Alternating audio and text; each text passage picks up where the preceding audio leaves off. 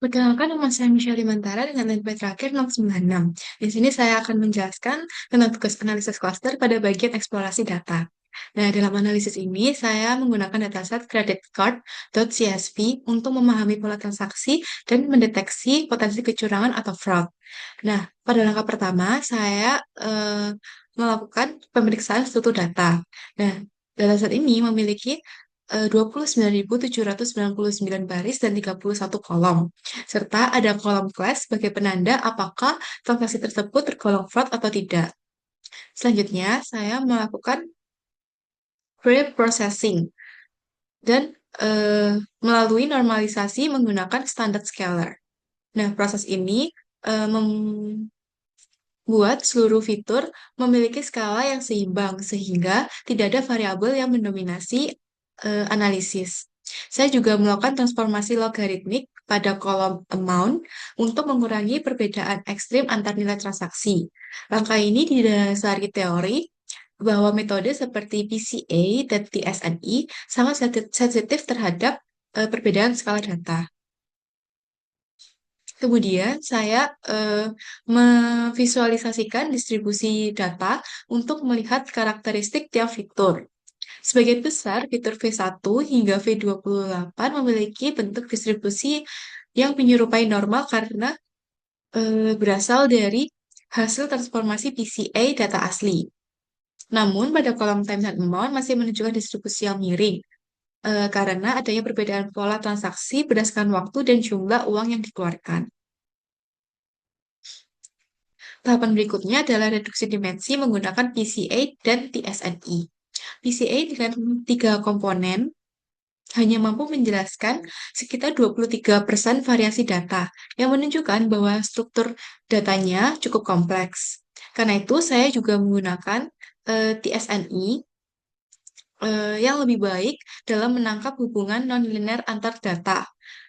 Lalu, hasil visualisasi menunjukkan bahwa pada PCA, data fraud dan non-fraud masih sulit dibedakan, sedangkan pada TSNI, pola pemisahan mulai terlihat lebih jelas.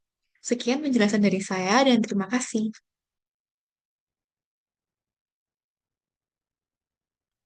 Baik, perkenalkan nama saya Devin Alifan Syahya, Narup 042. Di sini saya akan melanjutkan penjelasan dari teman saya, yaitu saya akan menjelaskan implementasi clustering. Jadi yang pertama ini saya akan membuat kode yang berguna untuk menjalankan algoritma Kamis dengan beberapa nilai jumlah cluster untuk mencari hasil terbaik. Nah, data diskalakan lebih dulu dan diambil sebagian sampel agar prosesnya lebih cepat.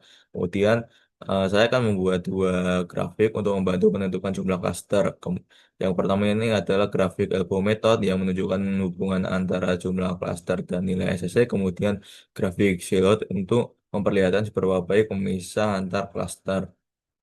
Kemudian ini adalah untuk mengambil sampel acak dari data yang sudah dinormalisasi dan ini adalah untuk melakukan reduksi dimensi menggunakan PCA menjadi 5 komponen utama. Lalu ini adalah untuk menjalankan hierarchical clustering dengan dua jenis metode penghubungan yaitu word and complete linkage. Nah, setiap metode diuji untuk jumlah cluster berbeda. Nah, lalu nilai score dihitung untuk menilai seberapa baik data terbagi ke dalam cluster. Nah, hasilnya akan divisualisasikan untuk membandingkan kualitas cluster antar metode lineage.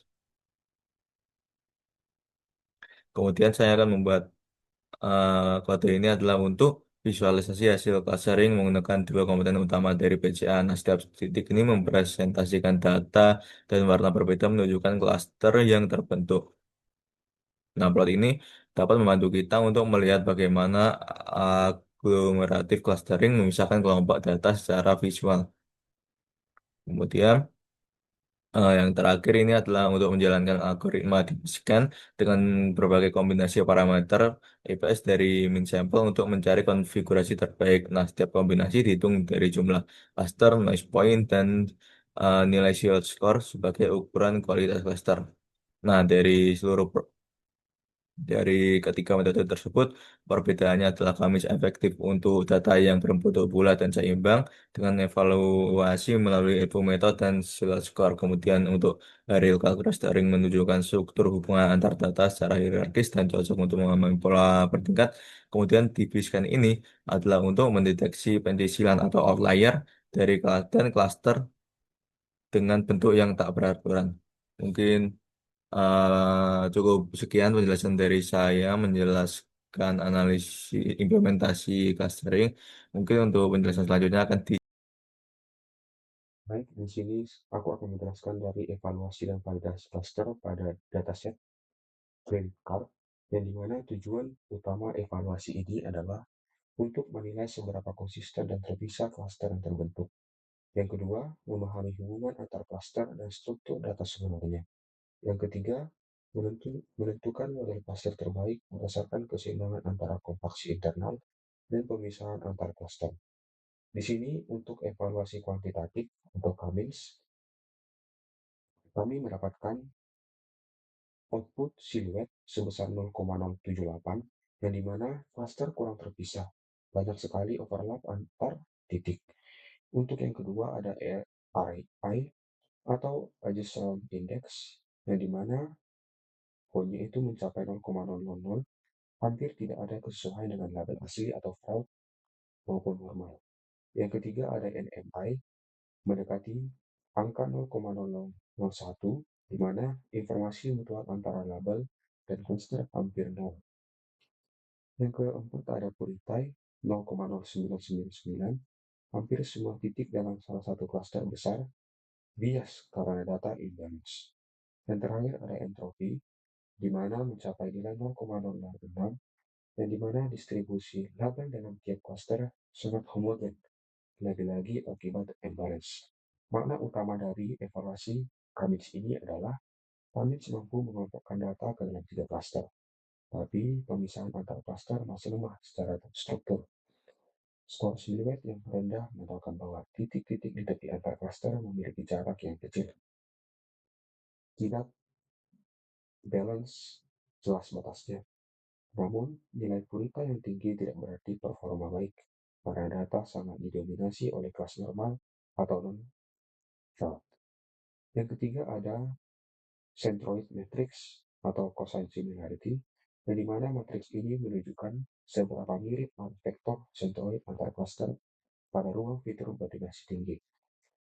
Untuk P0 sampai C1, di sini ada memperoleh nilai min 0,73, yang dimana interpretasi ini sangat tidak mirip menunjukkan arah fitur perlawanan atau good expression. Untuk C0 sampai C2 memperoleh nilai 0,37, di mana sedikit berlawanan. C1 hingga C2 memiliki nilai 0,37, yang dimana arahnya berbeda sebagian.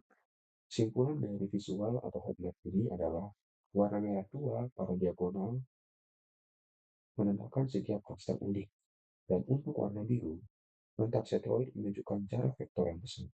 Artinya, setiap cluster berisi grup dengan karakter yang berbeda, walau overlap di ruang PCA masih tinggi. Yang keempat ada perbandingan visualisasi struktur cluster PCA dua dimensi. Dari grafik perbandingan ini, Cummins membentuk tiga cluster besar tapi saling menumpuk. Batas lebar cluster kabur. Cluster 0 dan 1 terlihat hampir menyatu di area padat. Untuk agglomeratif atau WARP, pola ini hampir identik dengan Cummins karena sama-sama berbasis cara Euclideans. Perbedaan hanya di cara penggabungan titik atau bottom-up hierarchical merging. Dan untuk baby scan, satu cluster besar memiliki banyak titik noise, min satu label. Inilah metode yang paling realis menggambarkan struktur data transaksi, di mana mayoritas titik adalah normal dan sedikit titik di luar kepadatan utama memiliki anomali potensial. Interpretasi ilmu visualisasi ini adalah pada ruang PCM dua dimensi, cluster tanpa cover karena sebagian besar varian data berada di dimensi yang tidak divisualisasikan. Namun, DB-Scan menunjukkan struktur densitas yang paling selaras dengan sifat data kerumahan, di mana outlier muncul di area low density. Nah, untuk analisis metode berdasarkan karakteristik dari segi aspek bentuk klaster lokal, seperti Cummins itu memiliki sterif dan simetris, sedangkan aglomeratif hierarki mirip Cummins. DB-Scan arbitrary safe atau tidak harus bulat.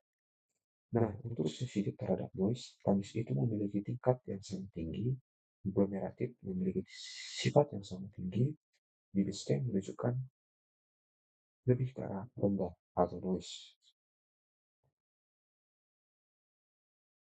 Perkenalkan, nama saya AKZJ Imanurung dengan NRP 076. Jadi di sini saya akan menjelaskan mengenai analisis hasil dari analisis klaster yang sudah kami lakukan. Jadi di sini kami menganalisis dari K-means, aglomeratif atau word, DB-scan, lalu menghitung siluet hanya untuk non-noise, dan menggabungkan hasilnya ke dalam tabel ringkasan, dan codingannya bisa dilihat di sini. Lalu untuk hasilnya sendiri seperti ini. Nah, untuk poin yang pertama yaitu bentuk klaster yang dihasilkan, pada grafik yang kiri yaitu K-means terlihat 3 warna yang berbeda yang menandakan 3 klaster utama yang terbentuk. Klaster tampak memiliki batas yang cukup jelas, walau ada sedikit tumpang tindih di area tengah. Lalu sebagian besar data terdistribusi memanjang secara horizontal, menunjukkan bahwa bentuk klaster yang agak elips dengan kepadatan yang cukup seimbang antar klaster. Terdapat beberapa titik outlier di sini, namun tetap terasosiasi ke klaster terdekat oleh algoritma K-means. Sementara itu, pada grafik kanan, yaitu di B-scan, terlihat bahwa sebagian besar titik diberi warna sama, yang menandakan bahwa di B-scan mengelompokkan hampir semua data ke dalam satu klaster besar. Lalu hanya ada sedikit titik di tepi kiri dan kanan yang memiliki warna berbeda atau terdeteksi sebagai noise atau outlier. Artinya, parameter yang kami gunakan membuat DB-scan tidak cukup sensitif untuk memisahkan area padat menjadi klaster terpisah, karena seluruh area memiliki kepadatan relatif mirip. Sehingga bentuk klaster DB-scan lebih padat dan tidak beraturan, tanpa batas yang tegas seperti K-means. Untuk poin yang kedua, yaitu perbandingan kekuatan dan kelemahan setiap algoritma pada dataset kami. Untuk K-means berhasil membentuk 3 klaster sesuai jumlah yang diinginkan, sehingga cocok untuk data dengan distribusi yang relatif simetris dan memiliki jarak antar klaster yang cukup jelas. Untuk DB-scan lebih kuat untuk mendeteksi noise dan klaster dengan kepadatan berbeda. Tetapi pada dataset kami, karena kepadatan antar area hampir seragam, DB-scan justru menggabungkan hampir semua titik menjadi satu klaster besar, sehingga gagal memisahkan struktur yang lebih halus. Secara umum, hasil menunjukkan bahwa K-means lebih mampu menampilkan variasi kelompok pada dataset ini dibandingkan DB-scan dengan parameter kami. Lalu, hubungannya dengan teori jenis cluster, hasil K-means merepresentasikan well-separated clusters, di mana titik-titik dibagi berdasarkan jarak ke pusat cluster, meskipun batasnya tidak terlalu tegas karena distribusi data agak saling beririsan. Namun, untuk hasil DB-scan menunjukkan bahwa karakteristik density-based cluster, di mana hanya area dengan kepadatan tinggi dianggap sebagai satu cluster besar dan sisanya dianggap noise. Karena dataset ini tampaknya tidak memiliki variasi kepadatan yang mencolok, maka DB-scan hanya mendeteksi satu area padat yang utama. Sekian untuk penjelasan dari saya, terima kasih.